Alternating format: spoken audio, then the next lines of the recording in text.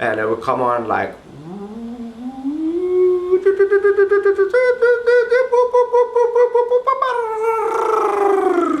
and then come again, and sometimes it would repeat that same thing. And about a month after the IV therapy, my right ear stopped. I still had it in my left ear. And I still have it today, sometimes in the left ear. And what it is, I learned is, it's after image. I've had nerve damage from the Lyme that's incurable.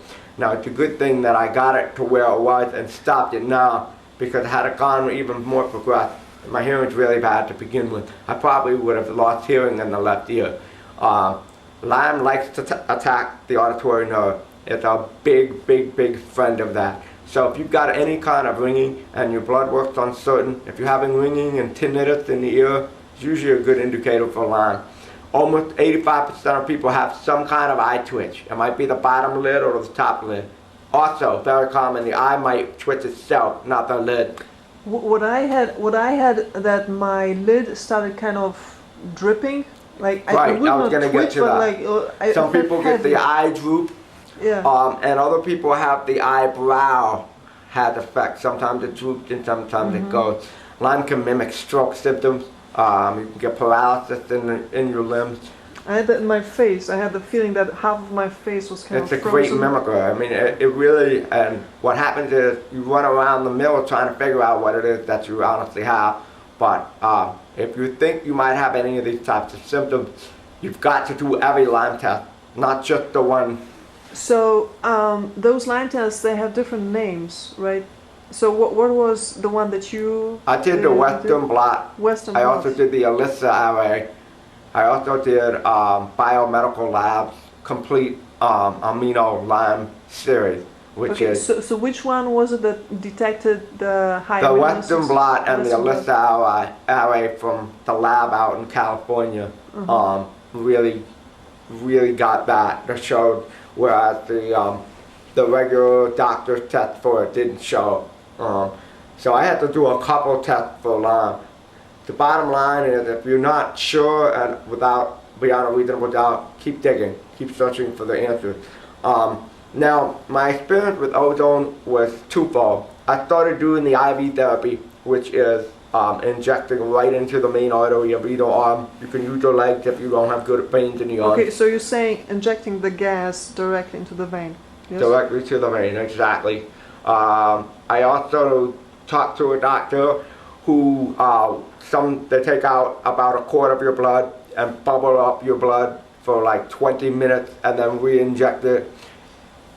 It's probably going to have the same efficacy as, it depends on what the doctor's comfortable with. The holy grail of the therapies are some of the machines that aren't legal in the United States.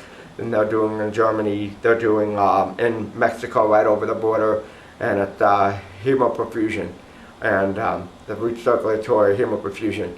And what that does is just takes your blood out, one arm, puts it through a dialysis filter, then it goes through a UV coil, so your blood's ultravioleted.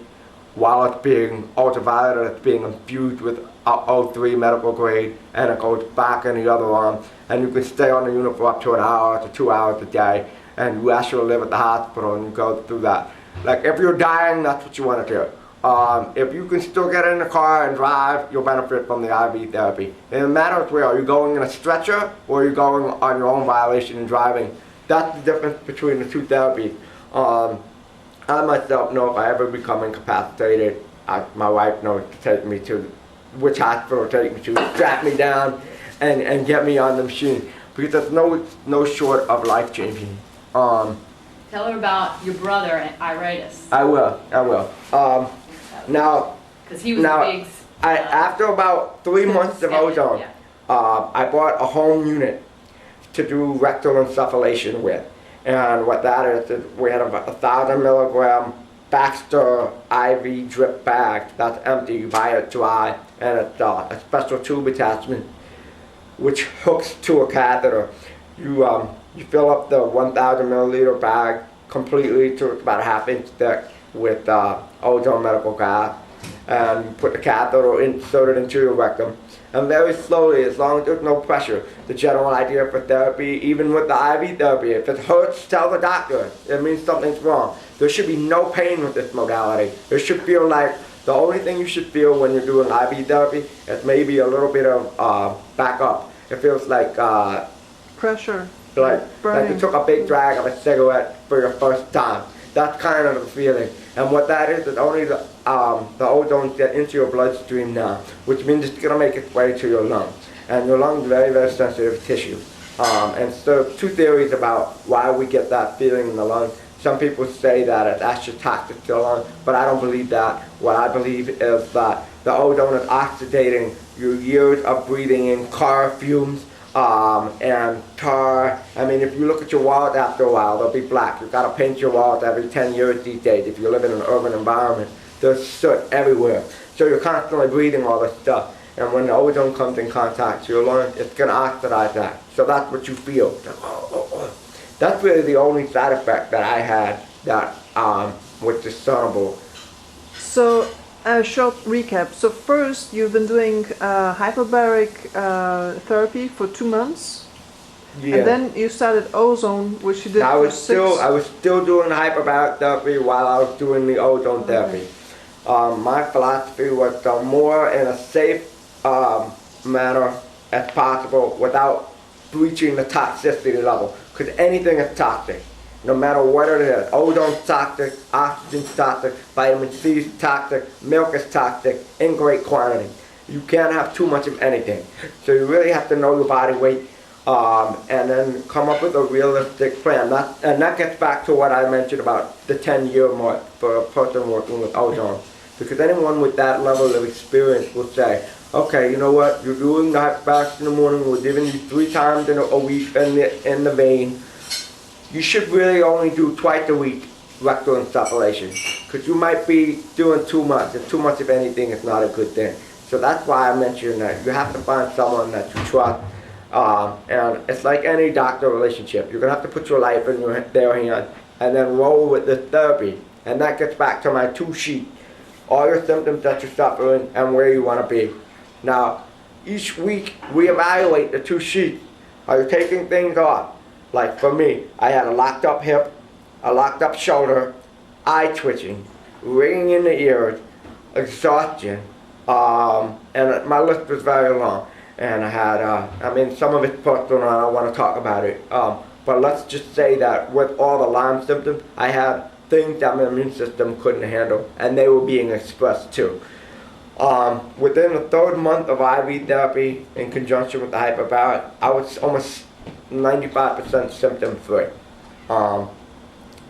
Now, at that point, I started to see things happening to my immune system that were really weird but kind of cool. I had warts as a kid on my hand, and I had a big patch, warts, like warts. Okay. Right. And the doctor told me that if you do enough oxygen therapy, at some point you're gonna get symptoms that mimic things that your immune system beat at some point in your life as it's oxidized and makes its way out of it. But what ends up happening is you'll get the recurrence is usually a fraction of what it was. So at this point in your therapy, a lot of people quit. They're like, oh my God, I'm getting warts, it's not working, what the hell? No, that's when you don't want to back off. You want to support yourself in any way you can, get the rest you need, drink a lot of green tea, up your vitamin C intake, eat organic. If you're going to do the IV therapy, you have got to go to an organic vegan diet. You can't sit